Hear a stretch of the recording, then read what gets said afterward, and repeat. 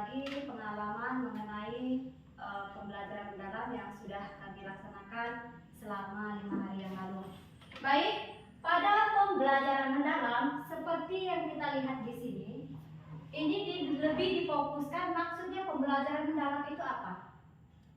Jadi di sini kita guru itu dituntut untuk meningkatkan kompetensi guru melalui apa? Melalui pemanfaatan digital. Terus yang kedua, dengan diterapkannya pembelajaran mendalam ini nanti kita guru pendidik diharapkan mengurangi namanya mendorong pembelajaran bermakna bagi siswa. Kemudian mengurangi praktek pembelajaran konvensional yang pasif. Maksudnya guru yang aktif, siswa yang pasif. Jadi sekarang kebalikannya, kalau bisa kita semuanya aktif, baik guru maupun muridnya. Dan yang terakhir ada yang namanya membangun budaya sekolah yang kolaboratif, intinya kolaborasi, baik itu murid, guru, orang tua, lingkungan belajar maupun ahli profesionalnya nanti. Baik Bapak Ibu guru hebat semuanya, di sini pembelajaran mendalam atau yang sering kita singkat dengan PM. Oke. Nah, dalam pembelajaran mendalam ini Bapak Ibu kita menemui istilah-istilah baru. Mulai dari yang namanya PPT. Apa tadi PPT Bapak Ibu? Pola pikir. Iya, pola pikir tetap. Apa itu maksudnya pola pikir tetap? Kita itu bermindset, berasumsi bagaimana caranya kita mendorong ke siswa itu jangan sampai bisa kita sering kejadian di kelas ataupun di mana saja kita menyuruh murid untuk mengerjakan tugas. Apa yang mereka jawab? Ibu susah sekali itu tugasnya. Ibu aku tidak bisa. Nah, itu merupakan dalam pembelajaran mendalam itu merupakan PPT Bapak Ibu, pola pikir tetap. Jadi mereka belum mencoba sudah menyerah. Itu namanya pola pikir tetap. Jadi di pembelajaran mendalam ini Bapak Ibu semuanya, bagaimana caranya kita itu mendorong siswa itu menjadi PPB. Apa tadi PPB? Pola pikir bertumbuh. Nah, jadi yang katanya anak tidak mampu jadi mampu, anak yang tidak bisa jadi bisa. Jadi dalam proses PPB ini kita mendorong siswa itu untuk berpikir mencoba dulu, baru nanti hasilnya. Itu Bapak Ibu. Jadi banyak penemuan, banyak istilah baru yang kita dapatkan dalam pembelajaran dalam tadi atau sering yang dikenal dengan PM. Ada PT, ada PPB. Nah, PPT bisa pemikiran mereka itu jangan menyerah dulu sebelum mencoba. Nanti yang namanya keterampilan, yang namanya keahlian itu urusan belakang. Yang penting kita sudah berusaha. Itu ya Bapak Ibu. Nah, kita memasuki pembelajaran mendalam. Jadi pembelajaran mendalam ini maksudnya istilahnya apa Bapak Ibu? Di sini kita menuntut, kita dituntut untuk memuliakan murid itu. Bagaimana cara kita menggunakan metode pendekatan strategi yang mendorong siswa itu untuk berkesadaran, bermakna, dan menggembirakan. Itu termasuk yang namanya prinsip pembelajaran mendalam atau sering dengan istilah BBM. Ya, berkesadaran, bermakna, dan menggembirakan. Itu merupakan prinsip pembelajaran mendalam. Maksudnya apa berkesadaran di sini Bapak Ibu? Berkesadaran sini kita itu mendorong bagaimana siswa itu sadar. Oh iya, aku hari ini ke sekolah untuk belajar. Jadi sadar, aku hari ini harus tahu kalau aku belajar misal tentang perubahan wujud benda, misalkan perubahan wujud benda. Oh iya, perubahan wujud benda itu ada ini, dan ini. Jadi mereka sadar tujuan mereka dari rumah ke sekolah itu untuk apa? Yaitu untuk belajar. Kemudian ada yang namanya bermakna. itu setelah guru menyampaikan materi pembelajaran, bagaimana siswa itu memahami arti dari pembelajaran materi tadi. Contoh, misal tadi mereka sudah sadar, oh iya hari ini saya belajar tentang perubahan wujud benda. Oh ternyata perubahan wujud benda itu ada mencair misalkan, ada membeku, kan? Nah jadi bagaimana mereka itu memaknai, bisa mengaplikasikannya dalam kehidupan sehari-hari. Oh nanti, oh iya kalau perubahan wujud benda dari mencair, dari membeku mencair itu contohnya lilin. Nanti saya coba di rumah. Selain lilin, apa lagi ya yang bisa dari beku menjadi cair? Oh iya, bisa juga es batu. Saya sering beli es krim, misal di tempat keramaian. Pertama esnya padat, lama-lama itu bisa menjadi cair. Nah, itu merupakan prinsip pembelajaran bermakna yang bisa dihubungkan dengan kehidupan sehari-hari murid. Terus selanjutnya, prinsip pembelajaran selanjutnya ada yang namanya menggembirakan. Maksudnya Bapak Ibu menggembirakan sini seperti apa? Ya bagaimana kita membuat situasi atau kondisi kelas itu yang nyaman dulu Bapak Ibu. Ya, intinya nyaman dulu. Kalau kelas kita sudah nyaman, sudah aman, insya Allah nanti pembelajarannya akan menggembirakan, menyenangkan melalui media atau melalui menggunakan alat peraga. Bisa itu video pembelajaran, bisa itu menggunakan alat peraga atau alat-alat praktik yang lainnya. Oke? Jadi dalam pembelajaran mendalam tadi itu kita mengenal PPT, PPB, PPB dan juga BBM. Bapak Ibu, BBM ini merupakan prinsip dalam pembelajaran mendalam. Selanjutnya ada yang namanya pengalaman belajar. Apa itu pengalaman belajar Bapak Ibu? Ada yang tahu? Ada yang paham? Nah, saya jelaskan sedikit. Pengalaman belajar ini terdiri dari 3 yang sering kita singkat dengan 3M. Apa itu M? Adalah memahami, mengaplikasikan, dan merefleksikan. Memahami di sini maksudnya bagaimana kita menyampaikan materi kepada murid, itu materi itu tersampaikan, dipahami oleh murid. Seperti yang saya jelaskan tadi, oh ya perubahan wujud benda itu ada ini. Nah, itu mereka paham. Terus selanjutnya ada mengaplikasikan, bagaimana mereka bisa menerapkannya dalam kehidupan sehari-hari. Dan juga ada yang namanya merefleksikan. Jadi antara murid dan guru nanti ada yang namanya timbal balik. Apakah murid itu sudah paham? Jadi gunakanlah yang namanya refleksi dengan menggunakan pertanyaan-pertanyaan singkat. Itu ada prinsip pembelajaran, ada pengalaman belajar, dan juga ada kerangka pembelajaran. Selanjutnya juga ada yang namanya dimensi profil lulusan. Dalam pembelajaran mendalam sering kita singkat dengan DPL. Apa itu DPL Bapak Ibu? Dimensi profil lulusan. Ada berapa? Ada 8. Sebelumnya di kurikulum Merdeka sebelumnya kita paham dengan yang namanya P5. Sering kita dengar P5, profil pelajar Pancasila. Ada yang namanya kemarin ada berapa P5? Ada 6. Apa yang pertama? Ya, beriman dan bertakwa serta berakhlak mulia. Terus yang selanjutnya ada berkebinekaan tunggal ika, bergotong royong, mandiri, kreatif, dan berpikir kritis. Nah, itu P5. Sekarang ada yang namanya DPL, dimensi profil lulusan. Ada berapa Bapak Ibu? 8. Ada 8. Yang pertama, ada keyakinan dan ketakwaan kepada Tuhan Yang Maha Esa. Ingat Bapak Ibu, jika kita membuat DPL, membuat dimensi profil lulusan ini, jangan lupa kepada Tuhan Yang Maha Esa. Ingat, jadi jangan sampai kita buat dimensi profil lulusan itu ada 8. Yang pertama itu ada keyakinan dan ketakwaan, cuma sampai situ, itu tidak boleh. Jadi harus dijelaskan. Iya, keyakinan dan ketakwaannya kepada siapa? Kepada Tuhan Yang Maha Esa.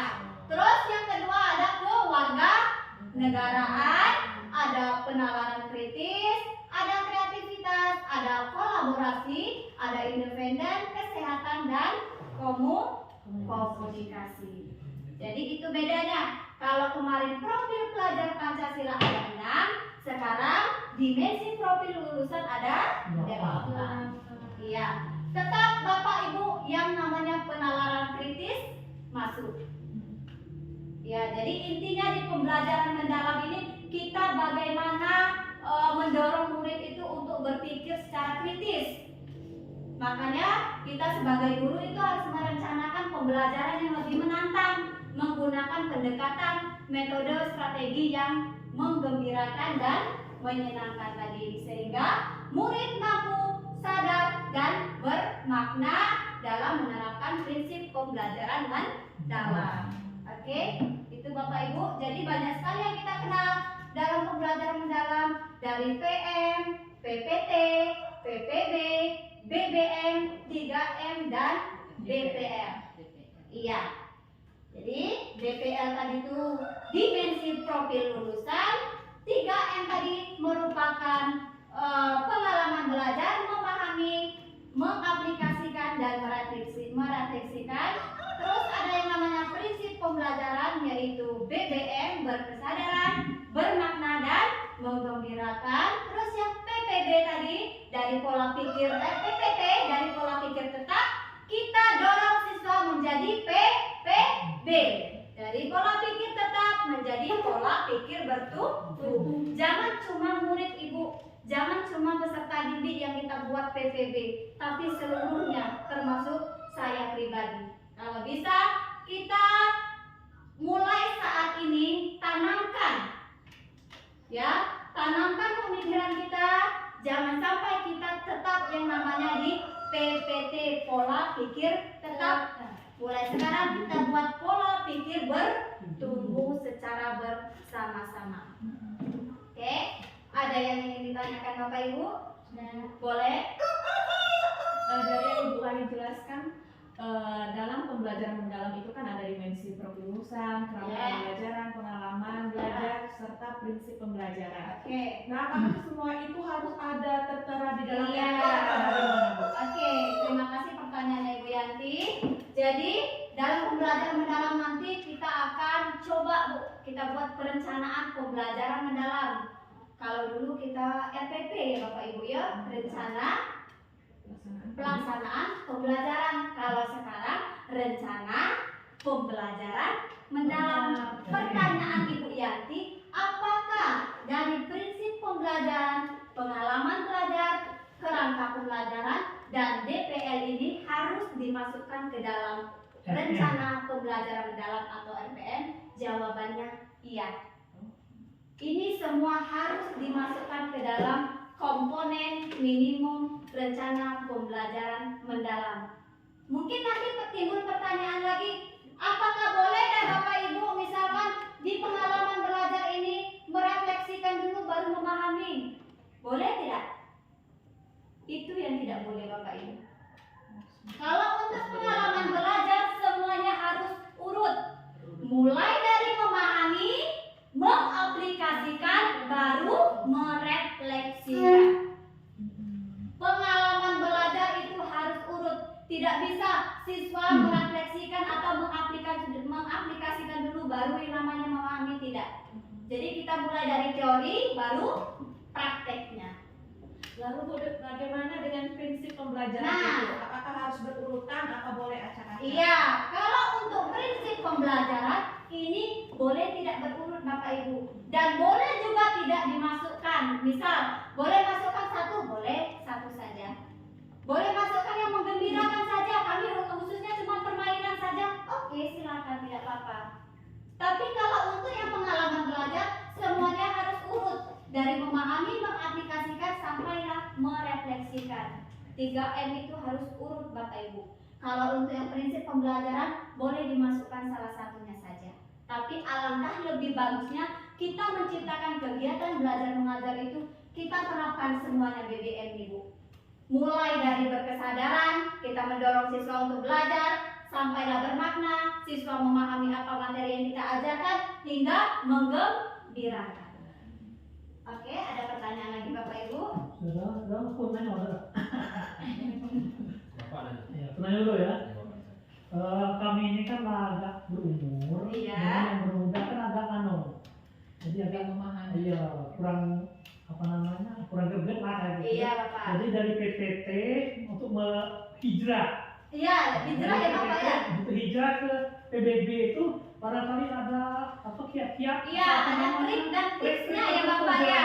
Iya. Makanya tadi Bapak kita itu sebagai guru ini tantangan untuk kita. Sebagai guru dan pendidik tantangan bagaimana kita itu menciptakan suasana belajar yang menyenangkan. Jadi di situ tadi, kalau guru itu sudah menggunakan media pembelajaran yang bagus, sudah menggunakan pendekatan, strategi dan metode yang bagus, yang menyenangkan, yang PAIKEM, pembelajaran aktif, inovasi, kreatif dan menyenangkan, iya, insya Allah siswa itu akan berubah dengan sendirinya dari PPT menjadi PPB. Banyak sekali seperti pengalaman saya, siswa itu ngapa sih mereka itu selalu berpikir dengan pola pikir tetap, itu mungkin karena metode, ya, metode pendekatan strategi yang guru gunakan itu monoton. Media. Iya, cukup menggunakan metode ceramah, ya kan? Mungkin seperti itu. Jadi kembali lagi Bapak Ibu, kita merenungi diri dulu. Kenapa siswa kita sering keluar masuk? Kenapa siswa kita ribut kalau di dalam kelas? Kenapa siswa ini jarang masuk ketika pembelajaran saya? Jadi kita renungi dulu diri kita dulu. Kenapa itu penyebabnya? Tapi kembali lagi tadi mungkin metode cara penyampaian kita itu kurang atau monoton. Jadi gunakanlah yang tadi Pak, biar terciptanya prinsip pembelajaran yang menggembirakan tadi kan. Alangkah baiknya kita sebagai pendidik, kita sebagai guru gunakan alat peraga dan media pembelajaran yang menarik seperti itu Bapak. Siap. Iya. Oke. Ada pertanyaan lagi? Ada Pak Yu. Iya Ibu. Yang silakan. untuk mengenai apa? Ini kan pembelajaran mendalam. Iya. Jadi ini nih diberlakukan ke semua mata pelajaran. Iya Ibu. Dari bahasa, IPA, IPS. Iya Ibu. Semua mata pelajaran. Bahkan pembelajaran mendalam. Dari baik itu fase A sampai fase B. Kita terapkan pembelajaran mendalam. Nanti saya Jadi tidak pakai lagi yang model lama apa FPP sekarang. tidak. RPM namanya ini. Tidak. Ya kalau dulu kan biasanya iya. Beda sekali Bu. Beda sekali, Kita jadi- sistematisnya Nanti pelajaran. iya, komponennya dulu biasanya kita SPP. Ada yang namanya apa? Ada KI ya, ada KI, ada KD ya Bapak Ibu ya. Nah sekarang sudah Satu Kak Iya. Sudah Sekarang bukan? jangan itu lagi ya. iya. Satuan pendidikan. Jadi pedomannya itu masih di kurikulum. Jadi RPM itu Kalau RPM. kurikulum kita tetap di kurikulum merdeka, tapi hanya dimasukkan yang namanya pembelajaran mendalam. Nanti ada sintak, nanti saya berikan contoh kepada Bapak Ibu guru semuanya, bagaimana sih komponen minimum perencanaan pembelajaran mendalam, mulai dari identifikasi masalah sampai ke asesmen penilaian dan tindak lanjutnya nanti. Indo ya. Ya, nanti saya jelaskan. Ya, ada pertanyaan lagi Bapak Ibu? Ya. Nah, Kita masuk ke RPM, rencana pembelajaran mendalam. Iya. RPM. 50. Sudah dulu. Balik kayak party itu. Oke, kita kembali lagi seperti yang kata Ibu tadi. Apakah ini berlaku? Iya Bu. Sebenarnya ini tugas kita. Guru itu harus mempunyai namanya perangkat pembelajaran, termasuk yang namanya rencana pembelajaran mendalam. Mungkin sintaknya, sistematika penulisannya itu yang berbeda ya Ibu ya. Iya. Jadi yang pertama itu di rencana pembelajaran mendalam itu ada yang namanya sekolah tetap. Sekolah kan biasanya SDN 106 Berjanmelo. Ya, mapel apa? Misal bahasa Indonesia kelas berapa? 4B misalkan. Kelas 4 fase B atau kelas 1 fase A. Terus ada juga yang namanya alokasi waktu, misal 2 jam pelajaran. Nah, komponennya yang pertama itu harus ada yang namanya identifikasi. Apa isi identifikasi? Salah satunya ada identifikasi murid. Di rencana pembelajaran mendalam itu ada identifikasi murid, Bapak Ibu. Ya, misalnya identifikasi murid itu isinya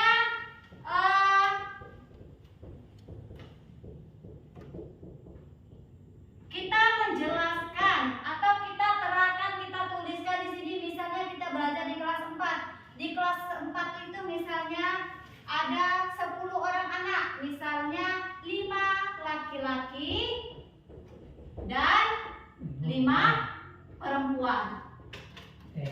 Ya. Nah, ini isi dari identifikasi murid. Terus selanjutnya di bawahnya juga misalnya hari ini fase B, kelas 4 belajar tentang perubahan wujud benda. Berarti sebelumnya siswa sudah diajarkan tentang macam-macam benda. Nah, jadi di sini kita buat siswa sudah memahami macam-macam wujud benda atau zat. Nih, itu isi dari identifikasi murid. Jadi di sini Itu kita buat DW apa sudah ada contoh? kalau untuk sistematika penulisannya sudah ada, Bu. Nanti saya sharekan. Ya, Ibu silakan ini. Iya, formatnya sudah ada nanti. Iya, tinggal diedit. Identifikasi murid itu sesuai dengan kondisi kelas kita, Bapak Ibu. Misalnya siswa kita ada 4 orang, misalnya 2 orang laki-laki dan 2 orang perempuan. Nah, seperti itu ya Bapak Ibu ya. Oke, itu identifikasi murid. Oke, yang ingin ditanyakan Ibu? Nah, saya lanjut ya. Setelah identifikasi murid, nanti kita masukkan DPL. Iya. Apa DPL tadi Bapak Ibu? Dimensi profil lulusan. Iya. DPL-nya boleh dimasukkan semua? Boleh. Boleh dimasukkan misalkan. Iya. Boleh dimasukkan misalnya Ibu, saya mau masukkan yang ini keyakinan sesuai dengan tujuan pembelajaran kita Bapak Ibu. Kalau kita belajar tadi tentang perubahan wujud benda, berarti kita menggunakan metode eksperimen. Kalau eksperimen nanti biasanya ada diskusi. Kalau diskusi itu berarti kelompok. Berarti kalau kelompok itu ada yang namanya kolaborasi. Nah, kolaborasi berarti masuk ke DPL-nya. Ya, kolaborasi masuk ke DPL-nya. Terus setelah diskusi mereka melakukan eksperimen, mereka melakukan percobaan. Apakah ada yang namanya penalaran kritis? Ada. Nanti setelah mereka meneliti misalkan perubahan wujud benda dari padat menjadi cair, contohnya lilin. Lilin dipanaskan, tadi kan beku utuh, dipanaskan tiba-tiba mencair. Nah, itu kan mereka bernalar kritis. Kenapa ini bisa terjadi? Berarti masuk penalaran kritisnya. Terus selanjutnya sebelum kita di kegiatan pendahuluan itu pasti kita namanya berdoa dulu kan? Iya pasti berdoa dulu. Berarti keyakinan dan ketakwaan kepada Tuhan Yang Maha Esa itu pasti masuk ke dalam rencana pembelajaran mendalam. Oke, paham Bapak Ibu? Paham yang DPR? Yang intinya tuh harus berfokus pada dimensi profil itu. Iya. Pembelajaran. Ya, pembelajaran kita itu harus berfokus ke DPR dan juga selanjutnya setelah kita masukkan